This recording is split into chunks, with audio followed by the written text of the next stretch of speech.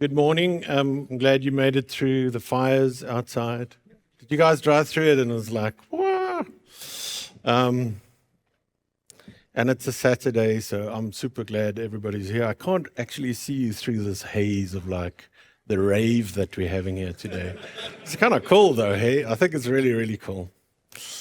Okay, so my name is Roelof Temmingh. For you that don't know me, I've been in this industry for way too long, and I'm sure you can Google me, and I'm not going to talk about myself. So I want to tell you a story, though. Some time ago, this company that I'm running now, we spoke to someone that's doing marketing, and they said, you should really have a video that explains what the product is about. So I said, okay, well, I'll do it. I spent some time with that, and I ended up building this video that's about 12 minutes long that tells you what the product is about. And they said, yeah, this is great, but, can you cut it down a little bit to like less than that?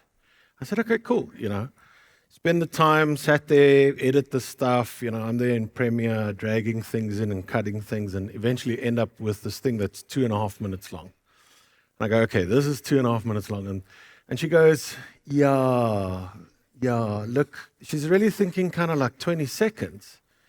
And I go, yes, dude, I can't do 20 seconds. Some things are not explainable in 20 seconds, right? You just can't explain it in 20 seconds.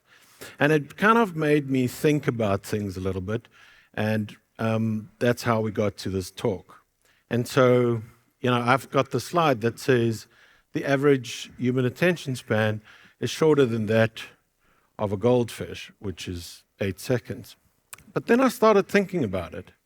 And actually, that's not true. Because if we think about ourselves, we watch TV shows that are multi-season and we read books. And actually, nobody really kind of looked at the attention span of goldfish. And when they did, they find out that they can actually train it there's training that can be done on it that is more associated with mammals or birds. So the whole thing is just BS, right? This whole idea of this is just BS.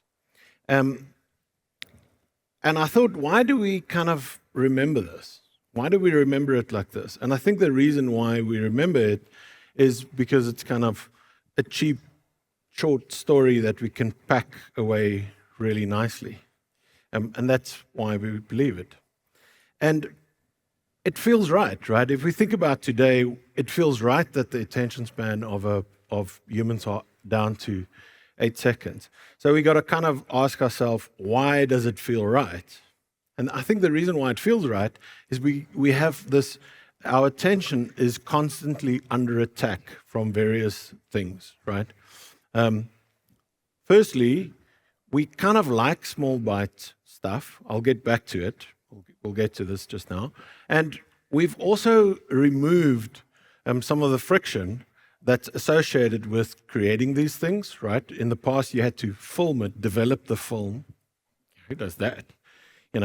Or you would do it digitally, or you have a camcorder.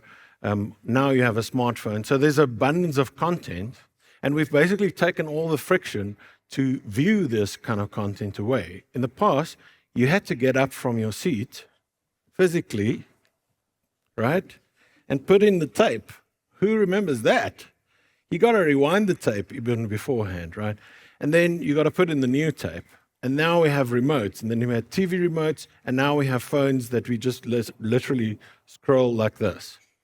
So the friction of getting to this content became a lot less. And the supply became a lot more. So it's why this thing feels a little bit right to us. It feels right to us because of these reasons, right?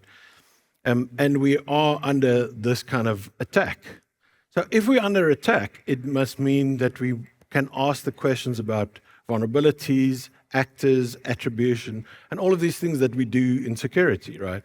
So let's kind of start with that, right? And we ask, firstly, what is the vulnerability? And so it's easy to say it's because people are lazy. and it's because people don't want to think hard, and it's because we are stupid. But it's actually not true, because this vulnerability ships in everybody that's sitting here. It ships in me as well, right? And what is the vulnerability? The vulnerability is that cognition, thinking, is expensive. And we, as humans, are built to save energy. We want to take shortcuts, like heuristics. Heuristics is the thing that says, hey, stereotyping are actually heuristics. It's a shortcut that I take to say, if I see a person like this, I'm going to assume that they fall into this box, because we've learned that it saves us time, right? So it saves us effort, right? But what it costs us is accuracy. So sometimes you're wrong. You're just wrong. The shortcut that you took is incorrect. And if we think about how we remember things, right, we tend to want to remember things that are stories better. And the reason for that is actually quite interesting. It's because when someone tells you a story, you engage part of your brain that usually with facts you don't engage. So when you think, oh, the guy was running down the street, your motor and sensory kind of parts of your brain lights up as well, because you think, I was there as well.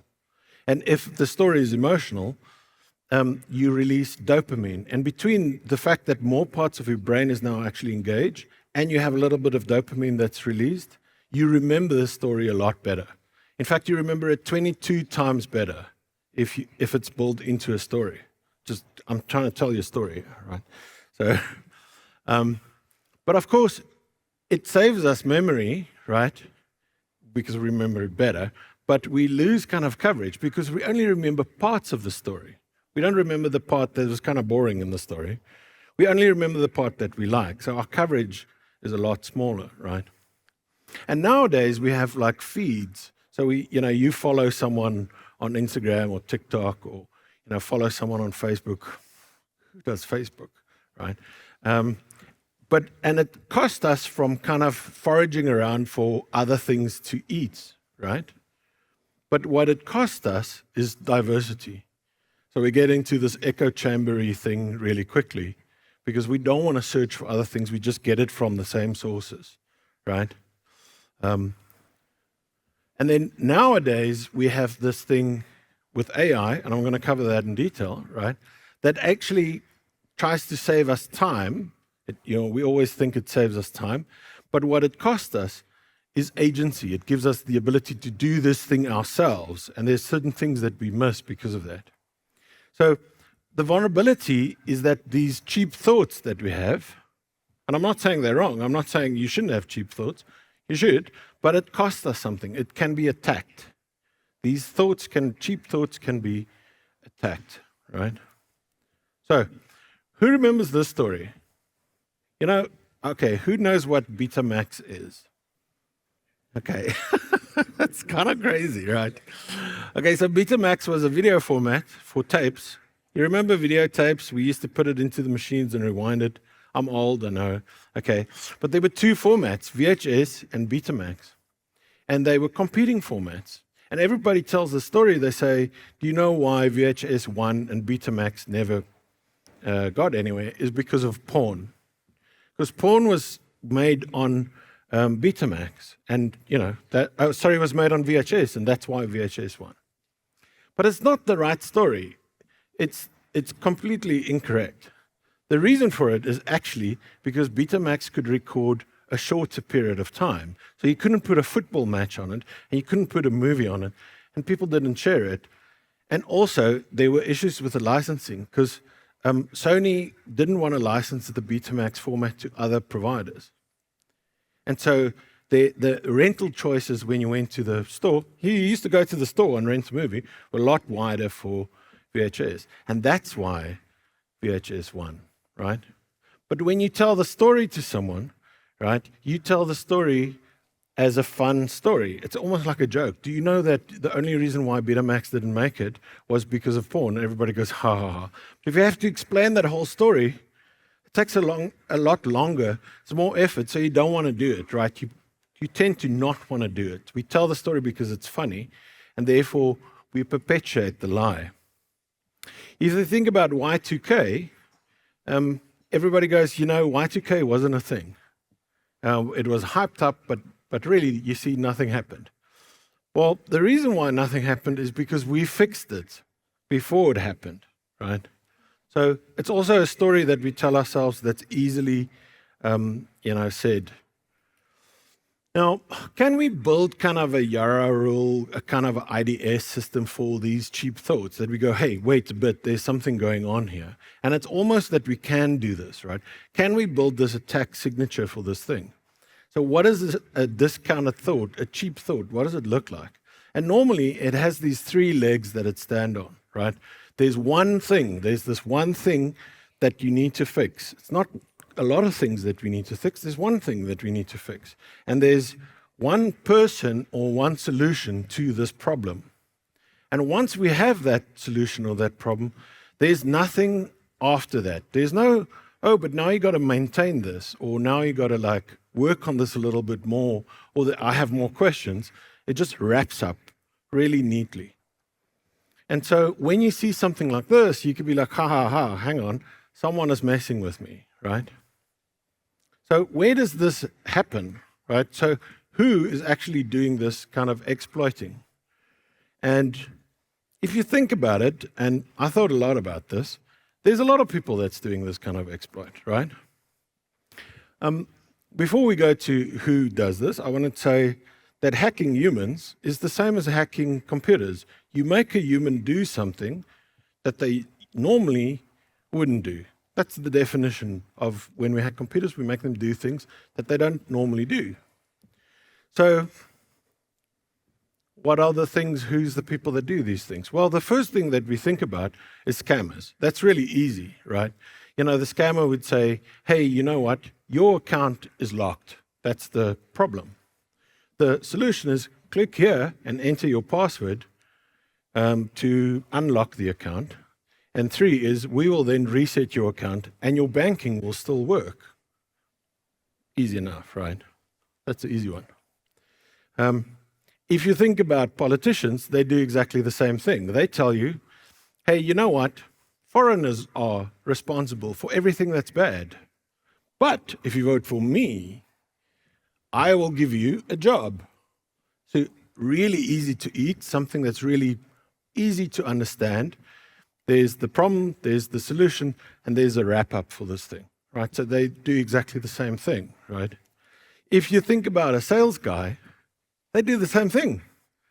Sales guys and politicians are just the same kind of person. What are they doing? They're saying, hey, you know what? Getting respect from your peers is really hard. Problem, easy problem. But if you buy a Rolex, that signals that you are rich. Okay? Second solution, and you know what is a really good investment, and your kids will fight about it. Wrap this thing up. They don't tell you it costs you something like 15% of the price to get the thing serviced every couple of years, right? It's kind of not so great.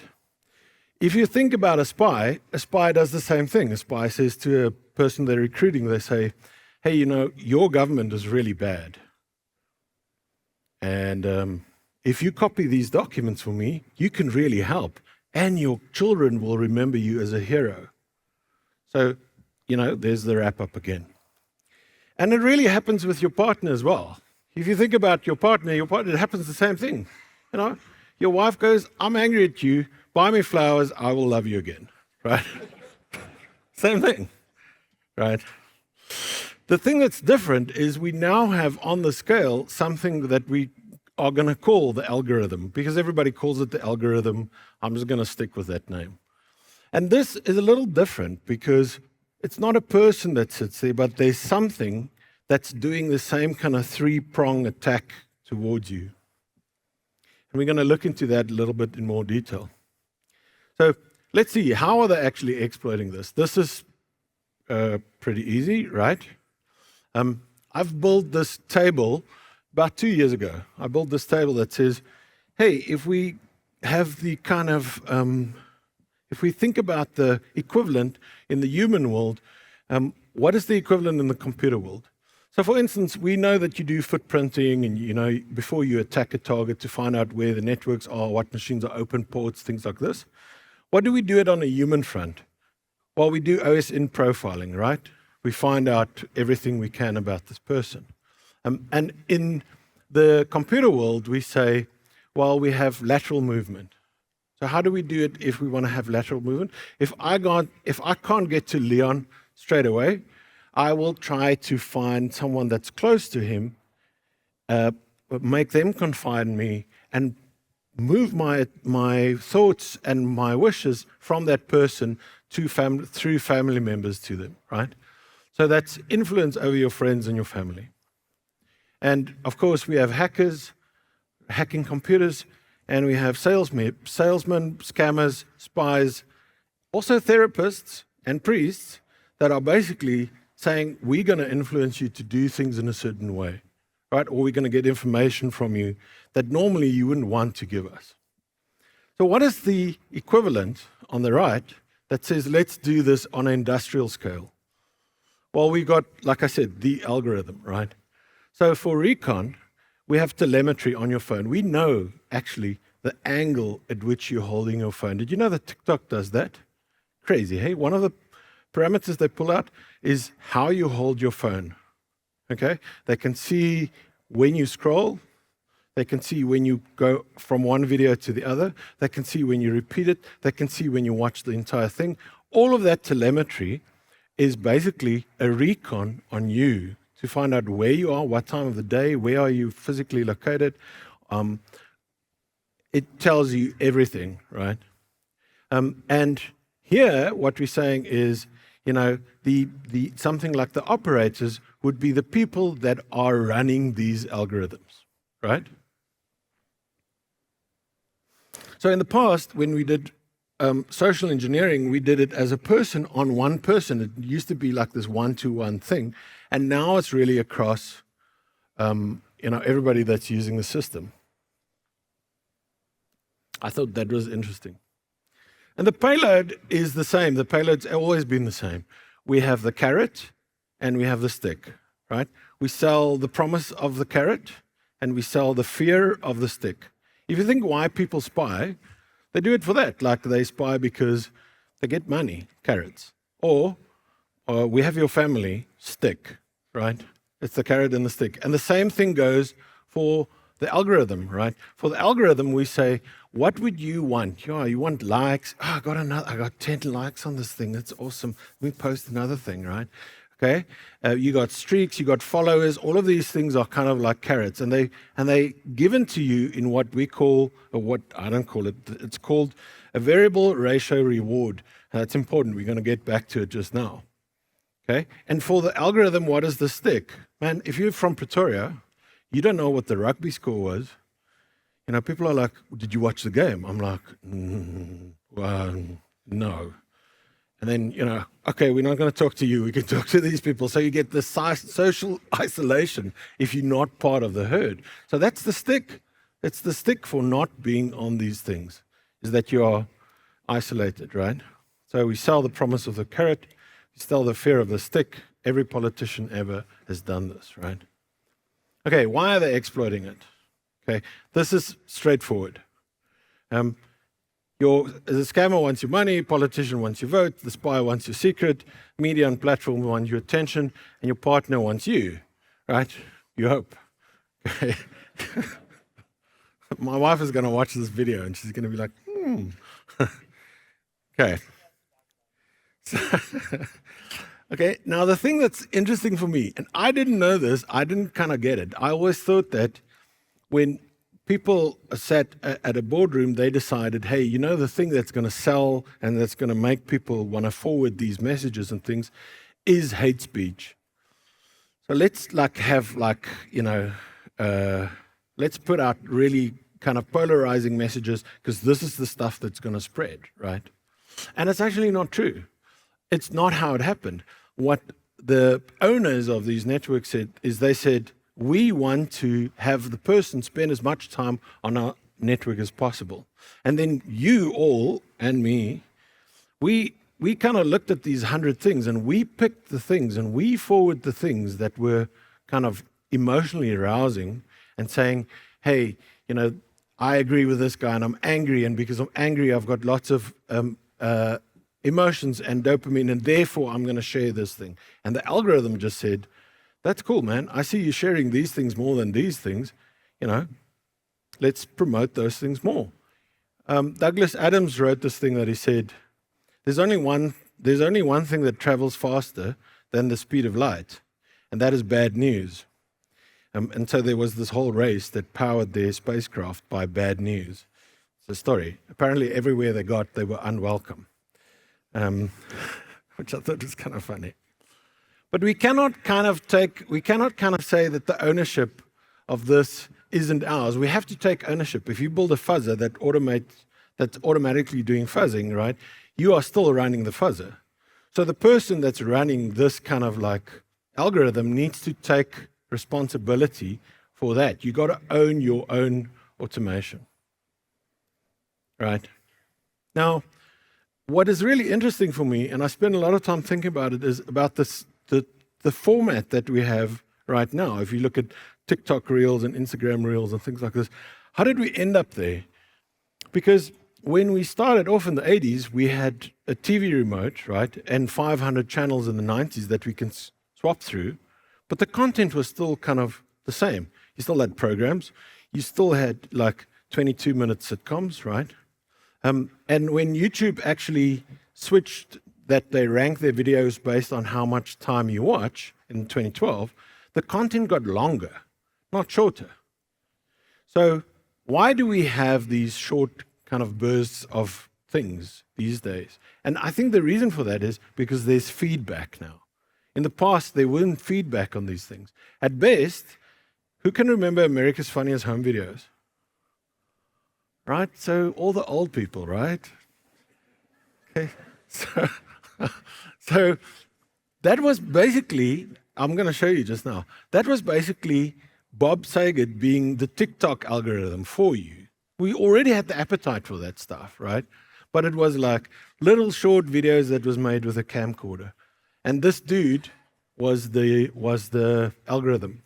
And the reason, and I think this is an important point, the thing that's interesting about these short clips is they yield a lot of training data for the algorithm.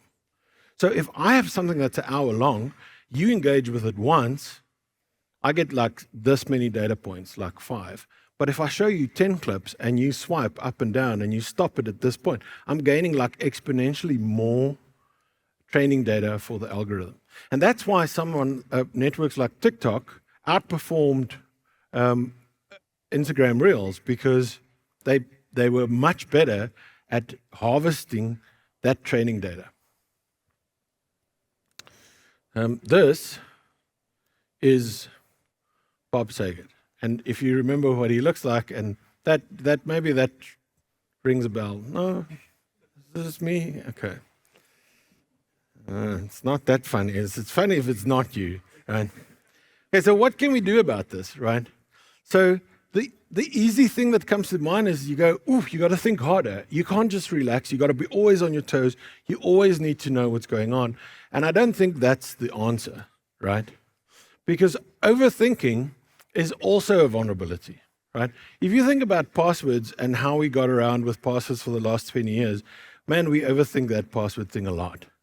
And someone at some stage say, and I'll mention it again, let's not do password, let's just do multi-factor authentication and get it done with. And now passwords is not such a big deal anymore. But remember when it was like every 30 days you had to rotate and it had to be, special characters. It's all bullshit, right? None of that is useful. None of it was useful, but we loved arguing about it every time there was a meeting. And why do we do this? Because we tend to argue about things that we understand. And we don't want to argue about things that we don't understand. There's a term for it, it's called bike shedding. So the committee of a small town, when they say there's a nuclear reactor going to be built right next to the town, spend 5 minutes deciding if the nuclear reactor should be built there. But when it comes to the color of the bike shed, what paint to use, there's like a 2-hour discussion about this, right? That's called bike shedding. So there are some things we do not need to think about, that we need zero deliberation. If a lion is storming you, we don't need to go, let me see, what are we going to do? And in security, we have the same kind of things, right? You don't need to think about backups. You don't need to have a discussion about it. You don't need to think about like least privilege.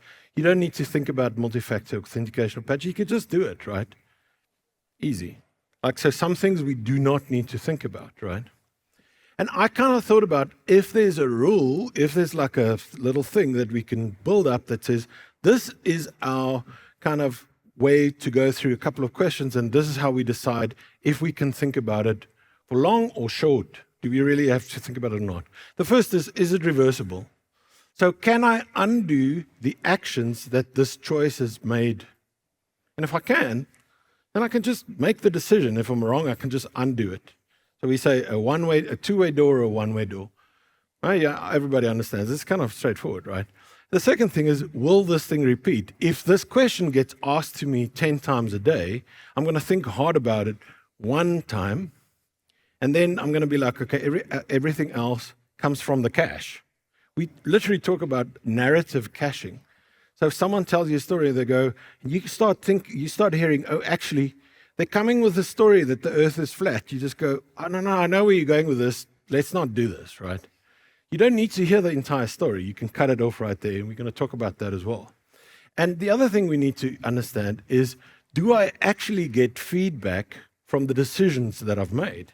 Because if I could get good feedback from the decisions, I can start trusting my gut on this thing. But if you're playing roulette, for instance, there's no feedback, right? There's nothing like I'm doing this right. It's just random.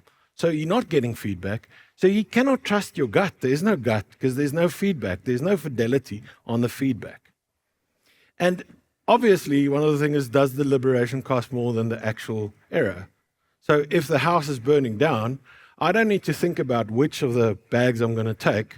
I can just take any bag because the house is burning down, right? Now, what you will find is that some of these defenses kind of fail, and they fail kind of, I would say, almost on purpose, right? So if an attacker is attacking you, they would attack these kind of signals. So we have a thing that says, okay, does the deliberation cost more than the error? How do we attack it as an attacker? We say, hey, your son was in a car crash right now, and he needs surgery, or he's not going to survive. Pay this money to the doctor, which is like me, otherwise he's going to die. So what are you going to do? They're attacking the fact that you cannot think about this because any choice that you make, any delay in the choice that you make is probably worse than the choice that you make. And the same goes for the thing that we say, hey, will this thing repeat? So we go, oh, we know what this looks like. We don't need to think about it every day. And that is literally phishing. I know the screen. I know what it says.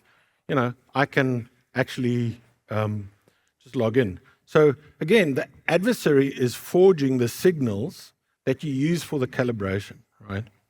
So almost then what you need to do is, before you do these things, and you'll see there's a little space at the top, hey, look at this, is you got to ask yourself if it's adversarial. And that becomes the most important question, is this thing that's happening to me adversarial or not? And if it is, I need to go and look at the other questions in a lot more. I can basically just go, none of these things apply, none of these rules apply. I need to go see someone is messing with me. Okay, we have other problems here. We have denial of service attacks, right? So it said that every 47 seconds, there's something else that wants your attention. And you cannot run all 5 questions on those things every time. When your phone there's a message on your phone, you can't be like, is it adversarial? Is it this? Is it this? You're basically just getting denial of service attack, right? And the thing that for me is more important is this one on the side that says it's a lot more difficult and expensive to refute bullshit. Think about it. There's that drunk guy at the bar and he goes, the earth is flat. He goes, the earth is flat. And you go, oh man, no, it's not really like this, physics and stuff like that, right? And he just goes, it's flat, right? And what are you going to do? Like, you're going to go, remember there's a reflector on the moon that actually, you can't do that. It costs you too much to do that, right? And so it's almost like a sin flood attack. because it costs you, it's very easy, it's cheap to set it up, but it's difficult to determine how it should be taken down. So there's literally like a good example for it. So it's a denial of service attack. It's a resource exhaustion attack for your attention. Now, what is the fix? That guy is not the fix, right? I just put it in there for fun, and so that I could never go to the US anymore. Not really, right? So, okay. The answer, one of the things that we can do here is we can actually remove the source completely from the equation, right? So it's that thing in war games where they say the only way is not to win is not to play. It's kind of that. You don't beat the slot machine. You don't outthink the slot machine at the casino. You leave the casino, right? You don't need to train your users to say, hey, look at the URL and see if the URL has HTTPS in front and if it's a little lock, and then if the domain looks right, but actually really you got to see if it's not Unicode encoded. You just import, you just basically implement multi-factor authentication. And now you need to worry less about phishing. It's not completely, but you basically remove yourself from the game, right? On the messaging side of things, you cannot choose your friends. Choose your friends, have trusted sources that you listen to, but now be afraid, be careful, because you can build yourself an echo chamber again from there. So you got to do kind of a little bit of verification on that stuff. But I tell you literally, this is really true, right? I found myself when I'm watching the dude on the right there, that I just skip over it, because it doesn't carry any information. It's either lying or he's going to change his mind.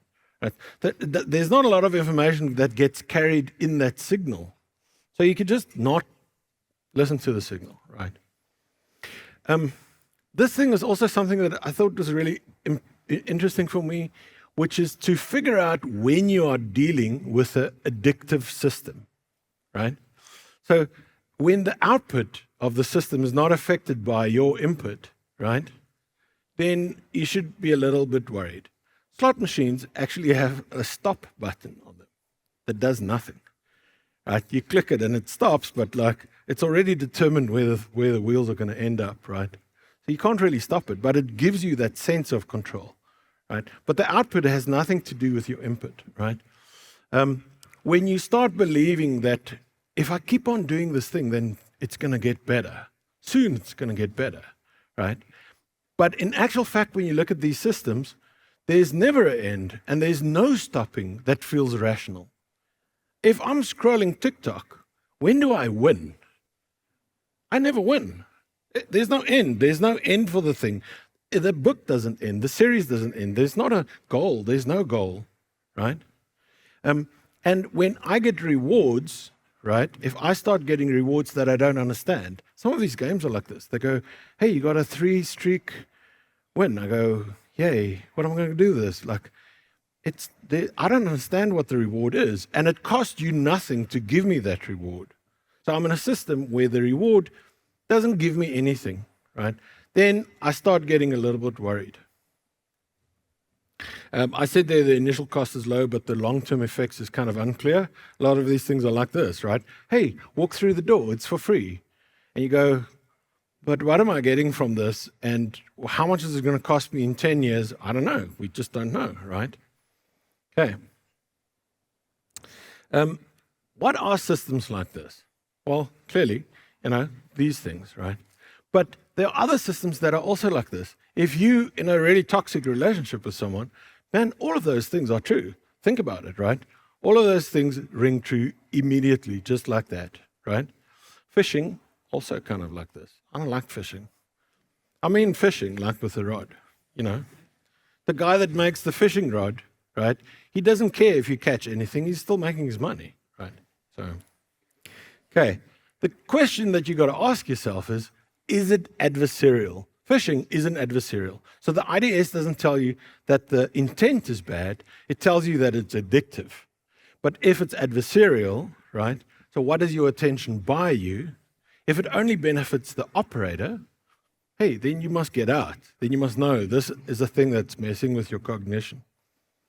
And now, obviously, we add AI to this, and AI makes this, a lot more interesting.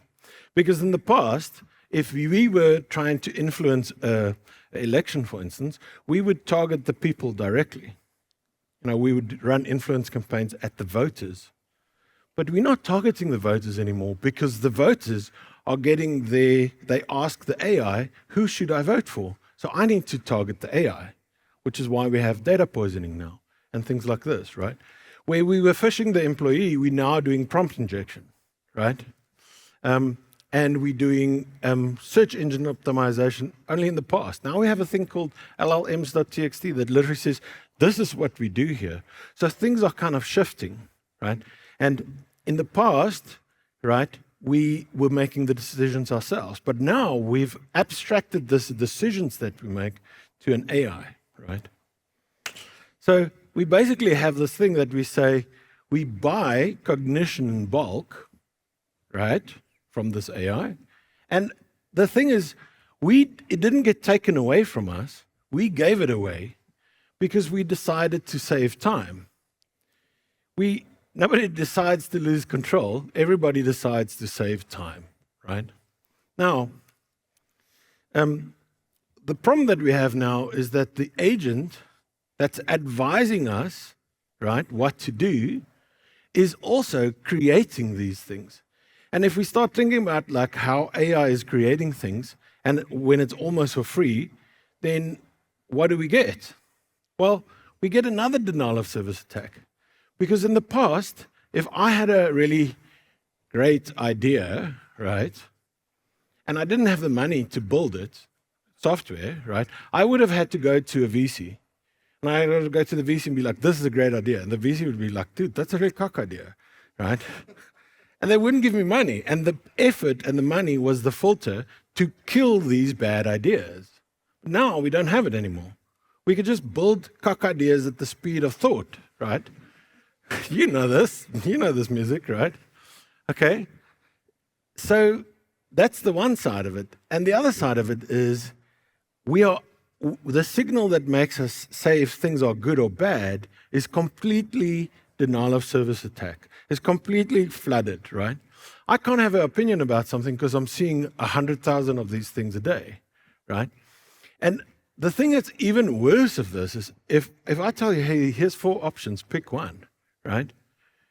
Versus, and how happy you are with this option. But if I tell you there's 40 options, you got to pick one. A, you're not going to look at all 40 of them. And B, when you pick one, you're going to be unhappy with your choice because you're going to believe that one of the other 40 was the better choice, right? So not even do we overflow ourselves with choices, we actually make picking any of them worse for us because we have FOMO about the ones that we didn't pick, right? So the algorithm really removes the friction from the consumption, right? And the agent removes it from creation, and it drowns your judgment. So we have it on both sides of the thing, right? Now, if you want to see this, I'm sure some of you would know this, is if you want to see it in where you work, is in the bug bounty model, right? Because in the past, the researcher found the bug, sent it to the in-between company and spoke to the vendor and everybody was happy. But now, everybody's using AI to find the bugs. So they're submitting the bugs in bulk, and basically it needs to be evaluated by agents as well. So you have basically 2 AIs speaking to each other, kind of convincing each other that this is a bug. No, this isn't a bug. Is it a bug? And so we go on. And the vendor, I've asked, where in the past they could actually respond within 3 to 4 days, the vendor. They now have a queue of like 40 days before they reply. So you're not going to get an answer from the vendor. And they deploy an agent now to handle those things as well. And what's worse is, in some cases, we find that the AI actually convinces the analyst that the bug is real. It'd be like, oh, that bug is terrible. And so the analyst, wanting the money, starts fighting the AI's cause with the vendor and says, I tell you, this is a problem. I'm sure it is. There's even been cases that I've heard where the AI would simulate the bug So they go, yes, the bug is real. And if the analyst is looking at if the bug is there, it simulates that bug. So the analyst cannot know anymore if the bug is there or not. So this is really bad, right? And if you think this only happens in bug bounties, of course it doesn't only happen in bug bounties. Oh, there's the people. I drew them in. They're on the side, right? It's not it's at everything that ran where there was a filter that ran on the cost of creation. Music, art, and for us, the problem that we have is we basically can't show anyone our software anymore. If we go, hey, we got the software we developed on this thing for 5 years, here's the thing. I can't get eyeballs on that software from any kind of intelligence analyst because they get absolutely flooded by 100 shitty tools every day. So there's a denial of service on that. And those things are flashy. They're really nice. They have graphs, all sorts of crap, right? So now I'm almost done, I promise, right? Let's see if we can kind of have a filter for deciding if something is good or bad if we get denial of service by it, right? So the first thing I want to say is, what did it cost you? And did that cost collapse in the last 3 years?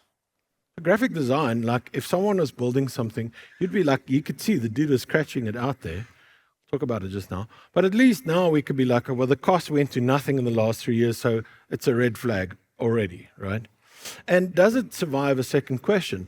In the past, you had these things that you had AI that could make film clips of 9 seconds, right? Remember those things? And everybody was like, yeah, we're basically replacing Hollywood. And then Hollywood said, okay, hang on. Can you have the same character in the second clip? And they're like, well, no, not really. It kind of looks like the same person, but you got to describe them separately. And so that thing then falls apart. So easily you get to something that's, oh, this is really great. But then when you start digging a little deeper, you find maybe not so much. Of course, they solve that issue now, but okay. Is the packaging carrying the product? Like websites, man. Websites now, as a diamond, doesn't look great. In my days, you would have sat there, you had a company that made the website. It signaled at least that you spend money on your web development. Now, everything looks great. CVs, same thing. CVs look great. If I look at a CV and it comes packed up like this, I'm like, this looks really good, right?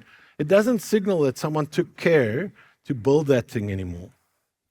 So then there's a question that says, is there a person with a track record behind it? If I see someone that says, hey, I'm the CTO of this company, and I go, okay, what did you do 2 years ago? And they say, I was an English teacher at a primary school. I'm like, I don't know, man. That sounds kind of weird, right? And then the last thing is, show me how you do it. Show me. You want to build this thing? Show me how you do it. Let me see it in real life. I'm going to stand behind you, and you show me how you do it from A to Z in the real world. And they go, it's going to take a while. You go, we got all day, buddy. Let's go. Show me how you do it, right? So that's how you judge in a flood. Now, I'm almost done. How much time do I have left? No time, right? We have no time, 0 time. Okay. Sorry? Can I just go? Can I just go on? Okay. So why do we do things? We do things because we solve problems, think of kind of engineering, and to build that thing is a signal that there's a need for that thing, right? And if we express ourselves, right, if we do it, the cost of that signals that the person really wanted to do that. It doesn't mean that it's good or bad. That painting could be horrific that he made for 3 years, but he really wanted to do that. So it signals sincerity, right? And if we think about running and getting fit, we run because we want to get fit, right? Doing the thing changes us. So the effort, the cost of the effort, right, gave us experience. Well, we don't get experience if you do it with AI, right? You just get the product. You don't get the journey, right? So AI kind of removes the need, the need, sincerity, and, oh, this person is experienced at something, signals completely. So you can automate the output, right? But you cannot automate the reason why you wanted it. And I kind of make some art sometimes. What I do now is I actually say how long I worked on this thing. I've got an effort index that says, man, I made this thing in like a couple of days. I put it in there, and you can actually see, oh, I spent a lot of time on this and not a lot of time on that, right? We said we want to save time. Remember we said we don't want to lose control, we want to save time, but we want to save time for what? Because save time is actually never banked. I told my dad, hey Dad, I've got a 2.4 modem, but if I have a 9.6 modem, right? No, old people, right? If I have a 9.6 modem, I can cut the time that I'm on the BBS for by 4 times. My dad was like, that sounds great. Do you think I was on the BBS less? No, I was on BBS more because I get more information. And the same thing is for everything else, right? We save a lot of time with our smartphone, but where does the time go? It goes back into the smartphone, right? You've seen this thing, no? It's a reel where someone is like, yeah, basically what I do is I watch reels and then I click on yes for Claude. Come on, tell me you didn't do this. It's like, oh, this is cool. Swipe, thumb, yes, yes. Yes, right? So all we now need to do is we need to get Claude to make the content, right? And if we can get Claude to make the content, we literally just have a human monkey there going, I'm going to pay with tokens and I'm going to pay with ads, right? And everybody's just extracting the information there. So it's at the source and at the destination. And this made me think of this, right? Which I just go, you cannot have a chicken burger if there's egg on your chicken burger. You cannot eat the 2 forms of chicken at the same time. Just say no. It's just not a thing, right? So anything is possible, but not everything is needed, right? And the same companies that is stealing your attention to offer you to save that time is taking that time and draining it back into the same system in exactly the same way that I did with bandwidth on a BBS, unless you allocate that time first. So you need to choose on purpose. And then you come to this kind of question that says, what is your purpose? And that's kind of where I'm going to end this talk. Thanks, guys.